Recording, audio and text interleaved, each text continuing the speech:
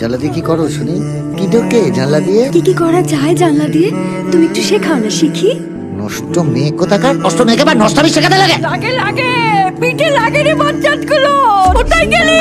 আরে মরলি নাকি? আর কাত হয়ে কি হবে? বউটার দিকে তো নজরও রাখতে পারো না। চোখটাও গেছে, কানটাও গেছে, এবার মাথাটাও যাবে। তাই সরকার ওরা কি যাবে বলে আসে নাকি?